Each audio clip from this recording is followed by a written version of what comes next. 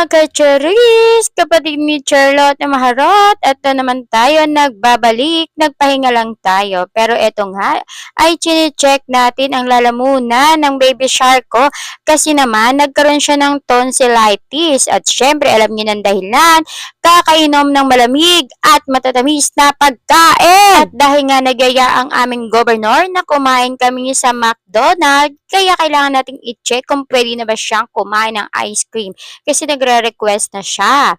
So, ayan, pwede na. And, alam nyo ba na naalala ko bigla? At ayun nga, kasi pag pumupunta ako sa Pag-ibig branch dito sa May Pier, inakikita ko na pwede ka magkaroon ng discount sa McDonald's kapag pinresent mo yung ID ng loyalty mo.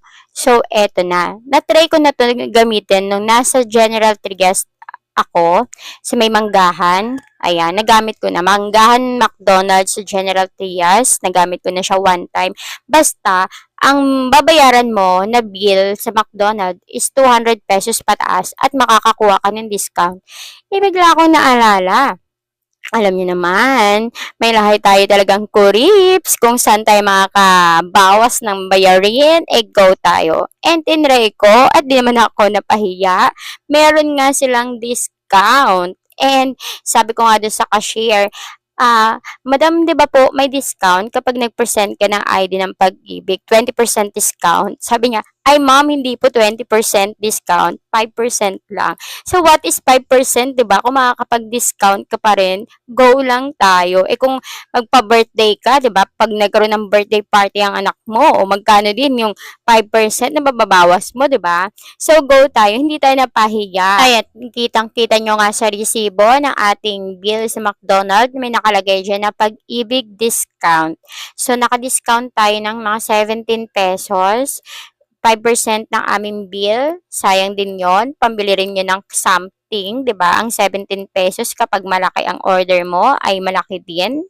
And happy ako kasi mayroon na naman tayong bagong kaalamang ibinahagi. So sa mga Pag-ibig holder dyan ng loyalty, wag nyo pong kalimutang magpa-discount kasi sayang yun privilege natin yun bilang loyal tayo sa Pag-ibig. 'Di ba?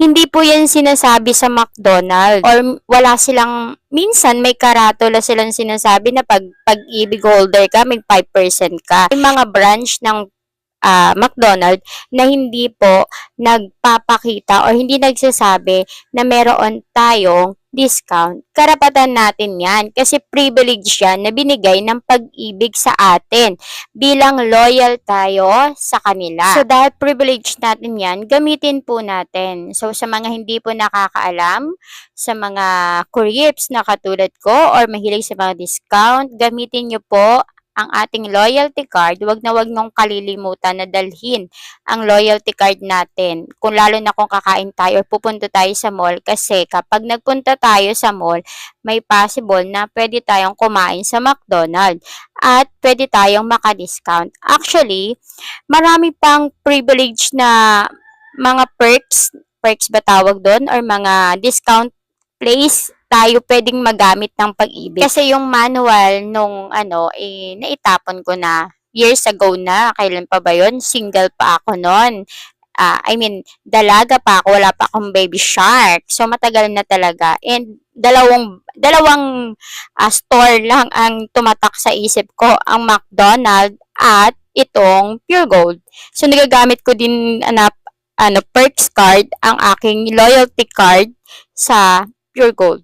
So, ayan na nga at marami tayong daldal. Natapos na ang aming pagkain. Paglabas ko ba naman na McDonald's kasi inayos ko ang aming pinagkainan. Nakakahiya naman kasi sa aking governor na sabi niya dapat ganito kapag pagtas natin kumain, kailangan medyo malinis naman kahit papano, tulong na daw sa ating mga crew sa mga restaurant. So, ayan, na hinahanap ko yung dalawa, ay di ko makita at ayun pala, nasa tawid sila. Kasi si Baby Shark, kapag nagpupunta kami dito sa may Moriones, ay talagang gusto niyan dumaan dun sa fountain kasi nag-iiba-ibang kulay niyan So, yung kanyang mata. Para siyang nasa ibang mundo kapag napupunta siya dito kasi nag-iiba-ibang kulay nga nung fountain. Kaya, ayan, dumaan ang mag-ama.